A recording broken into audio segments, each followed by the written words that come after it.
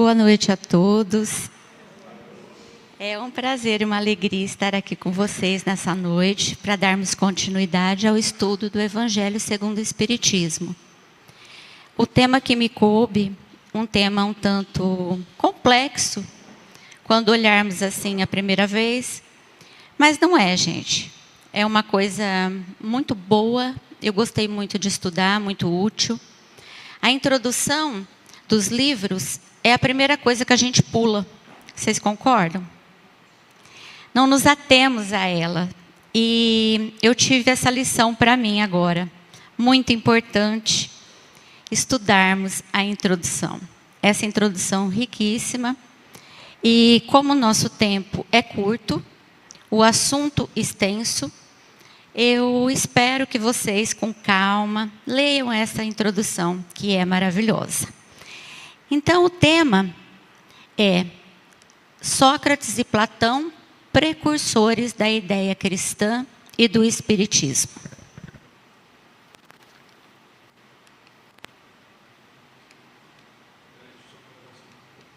Não está indo. Só para não perder tempo. Não vai perder tempo.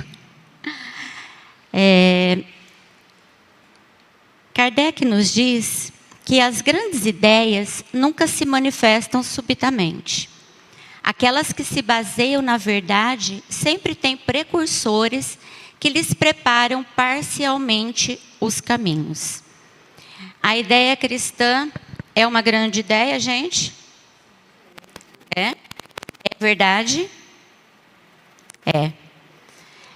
E o espiritismo, para nós, conhecedores, graças a Deus, dessa doutrina maravilhosa, é uma verdade?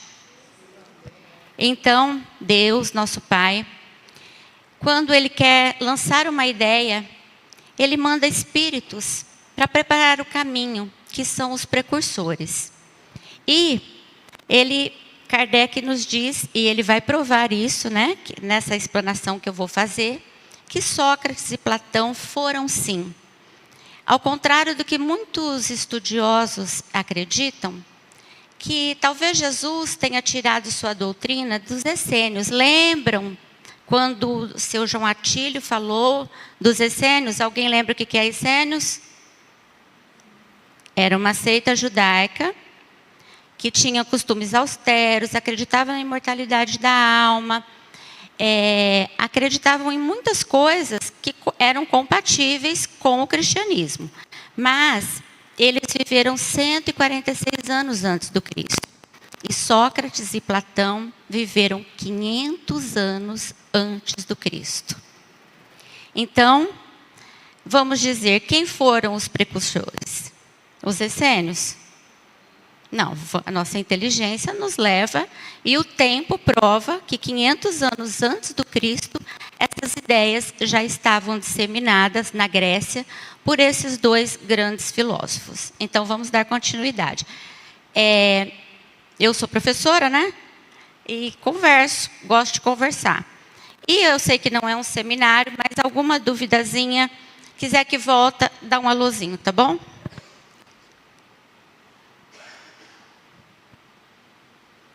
Sócrates viveu 500 anos na Grécia, mais precisamente em Atenas, e ele professava as seguintes ideias.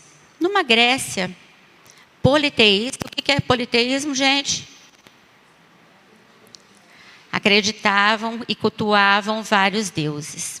Numa Grécia politeísta, onde se faziam cultos aos deuses, fazendo sacrifícios de animais, eles tinham templos, eram cerimônias cívico-religiosas. E eles faziam para agradar esses deuses, que para eles, além da forma humana, esses deuses também sentiam como os humanos. Esses deuses sentiam raiva, sentiam ódio, paixões, desejo de vingança. Isso era no que os gregos acreditavam.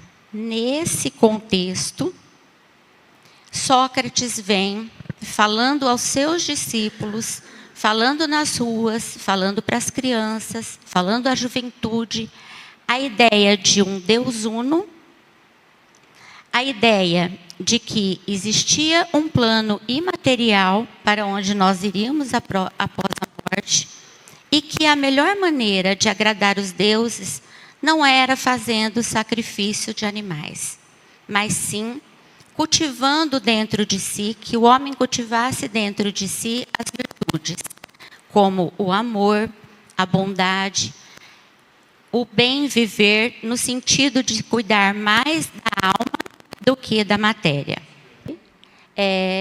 Ideias um tanto revolucionárias, né? Vocês concordam? E o que vocês acham que aconteceu com Sócrates? Todo esse sistema de coisas, politeísta, com culto aos deuses, religião cívico... nesse sistema todo de coisas, vocês acham que foi bem aceito as ideias de Sócrates, de Platão, de seus discípulos? Não foi, gente. Incomodou por demais os poderosos da época, os religiosos, com aquela visão da época mesmo, né? Pensando naqueles deuses raivosos, extremamente humanos. E Sócrates foi chamado aos juízes. E pediram a ele que desmentisse, que contradizesse tudo que ele acreditava. Ele não concordou. Como toda pessoa que sabe, que tem ciência, que tem fé no que pensa, ele não quis voltar atrás. Então, foi condenado à morte por envenenamento, todos sabem, né? Sócrates bebeu cicuta. E ele foi condenado por atentar contra os deuses e corromper a juventude da época. Sócrates, como Jesus, nada escreveu. Para passar adiante todos os seus ensinamentos, a sua filosofia, coube aos seus discípulos e principalmente Platão, que era o discípulo mais fiel de Sócrates.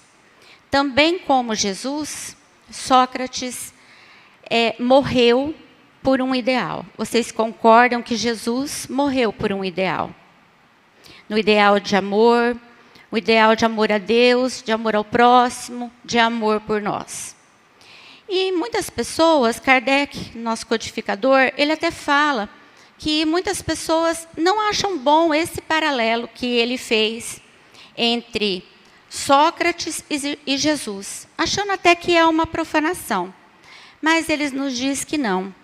E vocês vão ver que as ideias de Sócrates, gente, de Platão, são maravilhosas e não denigrem a imagem do nosso Jesus nem por um pouco.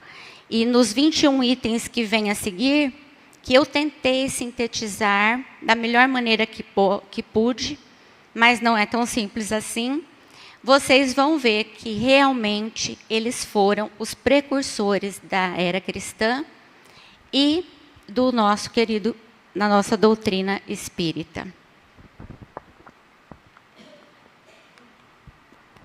Resumo da doutrina de Sócrates e Platão. 1. O homem é uma alma encarnada. Nossa, que legal, a gente já sabe disso, mas imagina isso dito há 500 anos antes de Cristo. Quer dizer, Sócrates tinha dentro de si a ciência de que não éramos matéria, que existia uma pré-existência de um princípio inteligente, que é o nosso espírito, certo? 2. A alma perturba-se e se perde quando se serve do corpo para considerar algum objeto. Nós sabemos que ao mergulhar no corpo, né, o Espiritismo nos diz muito bem isso. E olha aqui, Sócrates também nos fala.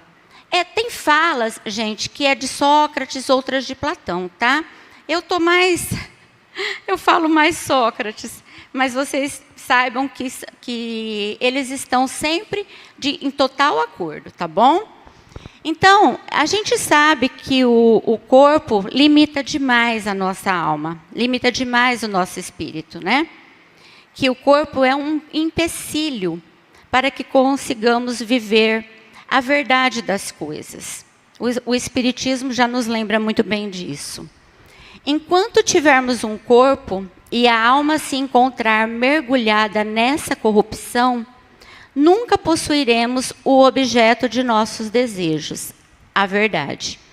O corpo limita tanto a alma, a necessidade que temos de cuidar dele, as tentações, tudo que E isso faz com que nos distanciemos do que Sócrates chama de verdade, que é o nosso contato com o espiritual, com o que é belo, com Deus. Está soando muito familiar as ideias de Sócrates e Platão? Genial, né, gente? Fiquei muito feliz e encantada de estudar isso. 4. A alma impura, nesse estado, tornando-se pesada, é arrastada de novo para o mundo visível, pelo horror ao que é invisível e material. Aqui cabe uma consideração grande. Sócrates estava falando com seus discípulos, e ele estava falando de, às vezes, fantasmas que eram vistos perto dos mausoléus. E ele dizia que essas almas eram impuras e pesadas. E a gente sabe que as nossas imperfeições faz com que nós tenhamos necessidade do que nós precisamos para nos purificarmos, para nos melhorarmos como seres humanos. O que nós precisamos? Que nós acreditamos no Espiritismo? Reencarnação. Então está aqui muito bem dizendo a alma pesada, a alma impura tem essa necessidade da reencarnação. É genial, né, gente, que alguém tenha pensado isso, que Deus tenha mandado esse espírito de grande escola para nos dar essa sabedoria, né? Olha aqui, após nossa morte, o gênio, daimon é uma palavra grega, que pegou esse sentido de demônio, de coisa ruim, com os cristãos, tá, gente? Ela, no grego, ela significa um espírito, um gênio, certo? Não tem nada a ver com o capetinha aqui, né? Nada mesmo. Ele diz que após a nossa morte, o gênio, daimon, demônio, que nos fora designados durante nossa vida. Isso lembra o que, gente?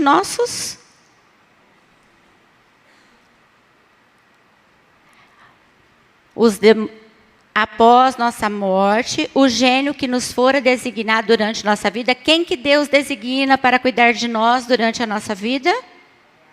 Isso, o anjo da guarda. Foi isso que Sócrates quis dizer aqui. Certo? Que esse espírito, quando nós desencarnamos, quando nós morremos, que ele diz aqui, ele era incumbido de nos levar até um lugar imaterial, que eles chamavam Hades, em grego. E ele que nos conduzia para esse lugar. Aqui, 6. Os demônios preenchem um intervalo que separa o céu e a terra. Demônios aqui, vamos trocar por espíritos, certo? Troquemos por espíritos e teremos o que a doutrina espírita nos esclarece todos os dias. Que onde quer que vamos, aonde quer que estejamos, estamos rodeados de espíritos, certo? E esses espíritos, segundo Sócrates, e ele estava certo mais uma vez, que tinham a incumbência de fazer a comunicação entre os seres humanos e a divindade. Vamos agora para o 7º. Cuidar bem da alma, menos por esta vida, mas sim em vista da eternidade. Não precisa de muita explicação, né, gente? Isso é dito todos os dias. Vamos cuidar mais da alma e menos do corpo. Nos apegarmos mais a Deus, as coisas que a matéria não vai nos trazer. A satisfação que a matéria não vai nos dar. Porque isso está em Deus, no imaterial, no invisível. Oitavo. Se a alma é imaterial, deve transportar-se após esta vida para um mundo igualmente invisível e imaterial. Claro, isso aí nós sabemos, né? Ao desencarnarmos, nossa alma é imaterial. Ali ele não sabia ainda sobre perispírito, todas essas coisas, nós não vamos entrar nisso, né? Mas a ideia acho que está bem clara. 9. Se a morte fosse a dissolução total do homem, seria um grande ganho para os maus. Nessa citação, Sócrates está perante os juízes. E ele fala, nessa reflexão, que como seria bom para as pessoas más se a morte fosse o fim de tudo. E realmente, né, gente? Se a gente pensar como materialista, que a morte é o fim de tudo, é um grande ganho para quem é ruim, né? Não vai ter que se responsabilizar pelos seus atos, não vai ter que ter um aprendizado diferente para ser melhor.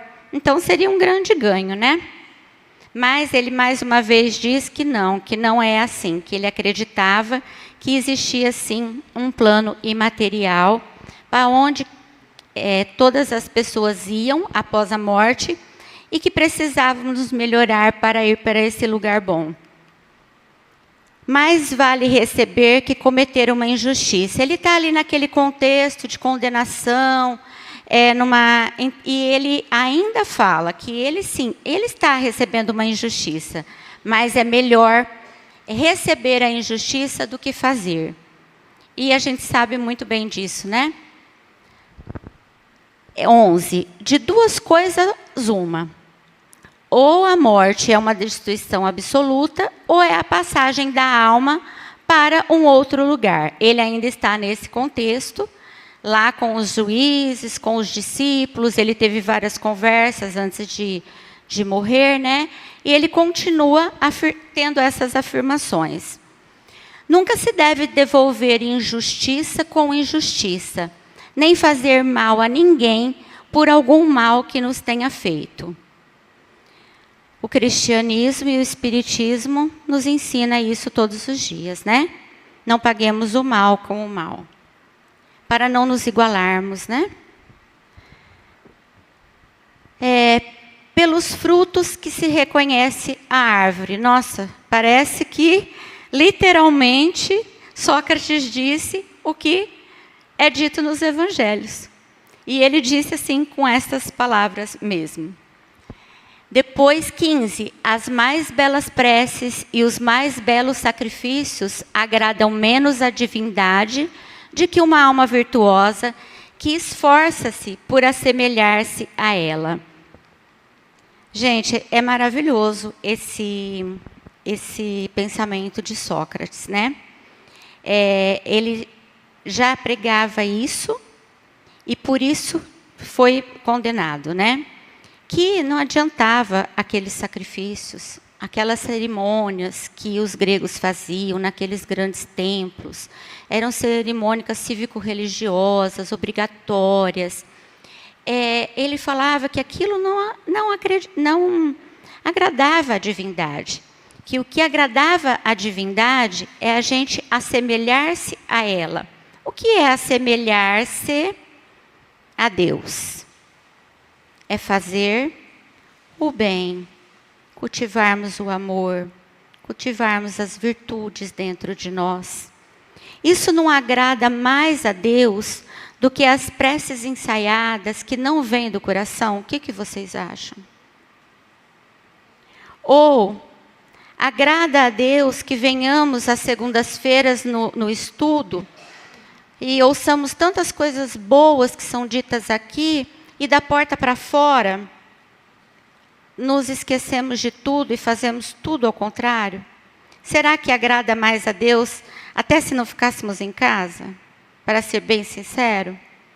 E as pessoas que frequentam os templos, seja que denominação religiosa que for, que enchem os bancos das igrejas, dos templos, e que não levam dali nenhum ensinamento para a sua vida prática. Não vivem o que é ensinado com os irmãos, com o seu próximo. Será que agrada a Deus isso? E é isso que Sócrates nos diz. Exatamente isso. Que aqueles sacrifícios de animais, que aqueles templos cheios de gente, não estaria agradando a divindade mais do que o homem fazer o possível para aperfeiçoar-se e assemelhar-se à divindade, que para ele a divindade era pura. Sócrates já tinha ciência de uma inteligência suprema, de uma inteligência que comandava tudo, e que essa inteligência não poderia ter valores e sentimentos humanos. Platão, mais para frente, nos fala do amor. E ele vai citar uma coisa muito bonita que eu li até para o Júnior ontem, eu fiquei até emocionada. E a gente lendo, a gente vê que Platão também compara Deus ao amor. Olha que sabedoria desses dois espíritos. Continuando, não se pode ensinar a virtude. Ah, não, estou no 16, né, gente? Pulei. Ah, desculpa. Chama homem vicioso esse amante vulgar, que ama mais o corpo que a alma. Mais uma vez, ele falando que o homem se torna vicioso quando ama demais o corpo e as coisas materiais. Certo? E nesse item, eu fiz uma anotação aqui que eu acho importante ler para vocês, que nesse item, Sócrates, na sua conversa com Platão, falando sobre o amor ao corpo e as coisas materiais, ele ainda vai mais longe. Ele diz assim: o amor não é um Deus. Quer dizer, não é um Deus daquela época, aqueles deuses. Vou botar o óculos, né? Porque o amor não é um Deus, nem um mortal, mas um grande demônio. Vamos substituir a palavra demônio, que mais uma vez, por espírito. E teremos o que aqui? Teremos o que a doutrina espírita também nos fala, que está naquela célebre pergunta número 1, o que é Deus? E, em outras palavras, a gente ouve tanto, Deus é... Sim. E Deus é... Ah, é isso. Deus é amor. E, por dizer isso, essa foi uma fala muito significativa para a condenação de Sócrates. Imagina ele dizer isso, que o amor não era um Deus daquela época. Imagina quão revolucionário foi isso. Continuando, 17. Não se pode ensinar a virtude. Ela vem por dom de Deus àqueles que a possuem. Aqui, ele dá mais ou menos a ideia da graça, quando os cristãos falam da graça, que é um presente que Deus dá ao homem gratuitamente. Depois, mais tarde, com as exemplificações do Cristo, e principalmente com os olhos mais abertos que estamos com a doutrina espírita, nós sabemos que essa visão se ampliou, que nós devemos buscar a virtude, certo? Isso Sócrates, na época, ele tinha uma... lembrando mais uma vez, gente, são ideias revolucionárias que depois, com o tempo, foram aprimoradas. Lembre-se que um precursor, ele não traz a ideia pronta. A ideia pronta foi depois com Jesus, agora com o Espiritismo, que ainda não é uma ideia totalmente pronta. Porque ainda temos muita coisa por sabermos. Que nós, limitados como somos, com os nossos 5 sentidos apenas, não podemos dar conta de todas as coisas. Continuando. É uma disposição natural de cada um de nós percebermos muito menos nossos defeitos do que os alheios. Está parecendo o que é isso aí, gente? Ó, olhamos mais o defeito dos outros do que os próprios. Está no Evangelho. Vês melhor a trave no olho do seu vizinho do que vê melhor, desculpa, o cisco no olho de outrem do que a trave do teu olho. Não está dizendo isso aí? Percebermos muito menos nossos defeitos do que os alheios. Fazemos isso até hoje, né, gente? Somos muito bons em apontar o dedo para as outras pessoas. E quando é conosco, temos um olhar bem mais compassivo, né? O que teria que ser o contrário. 19.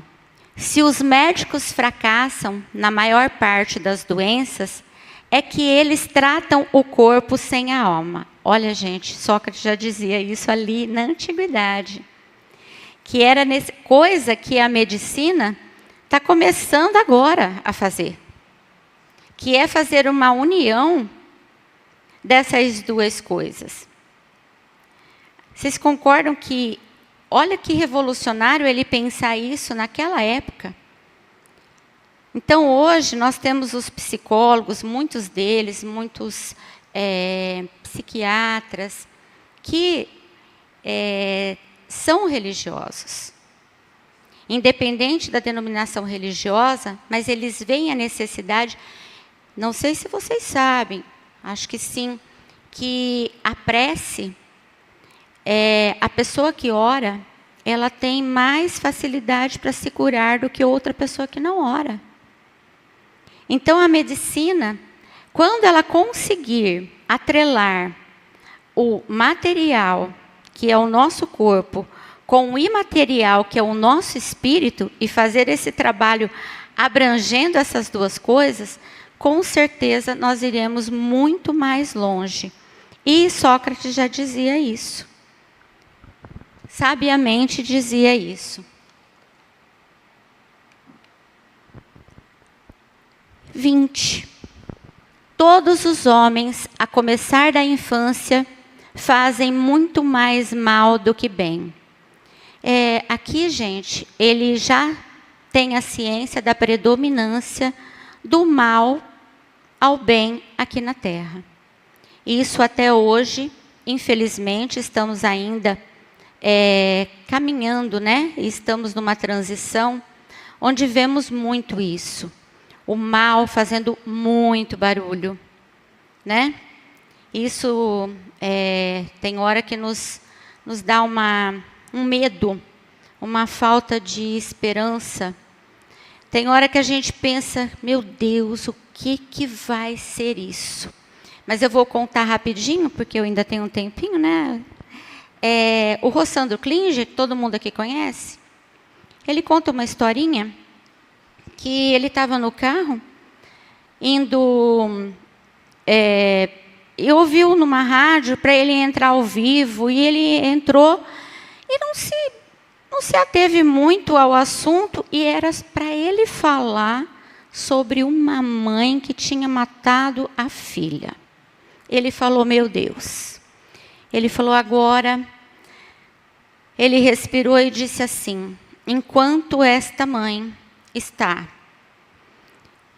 uma mãe mata a filha, milhões de mães estão de braços dados com seus filhos. Estão dando apoio, estão orando, estão chorando pelos seus filhos.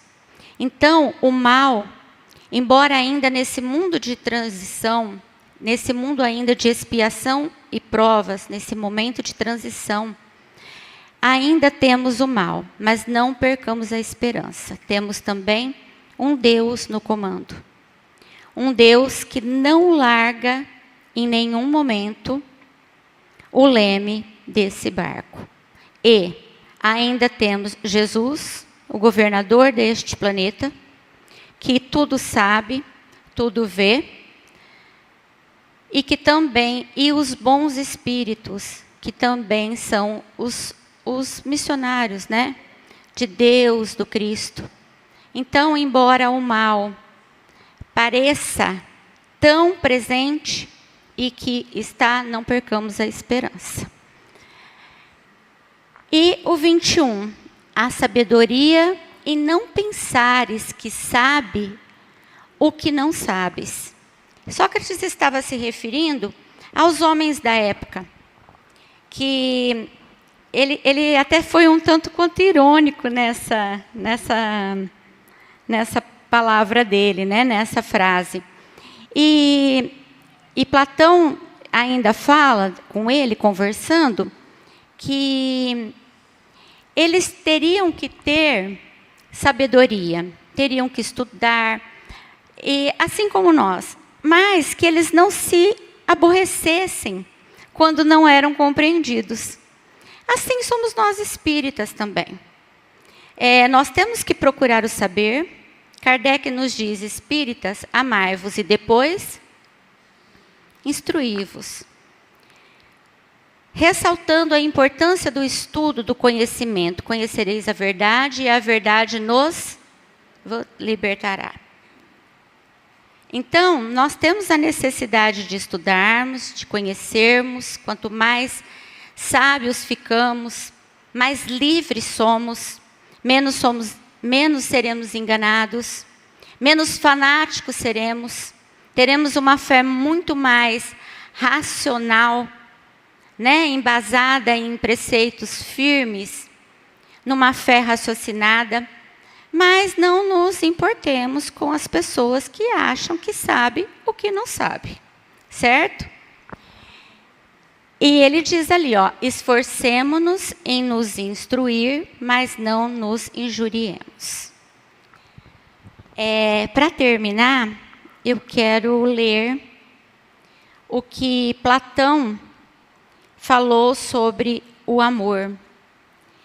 E eu percebi que ele estava também falando de Deus, esse Deus que é amor. Então, eu vou ler para vocês. O amor está por toda parte na natureza que nos convida a exercer nossa inteligência. Reencontramo-lo no movimento dos astros. É o amor que orna a natureza com seus ricos tapetes. Ele se enfeita e fixa sua morada onde encontra flores e perfumes. E é ainda o amor que dá paz aos homens, a calma ao mar, o silêncio aos ventos e o sono à dor. Platão. Então, amemo-nos. Deus é amor. Muito obrigada. Me senti muito acolhida e gratidão a Deus pela vida de cada um. Muito obrigada.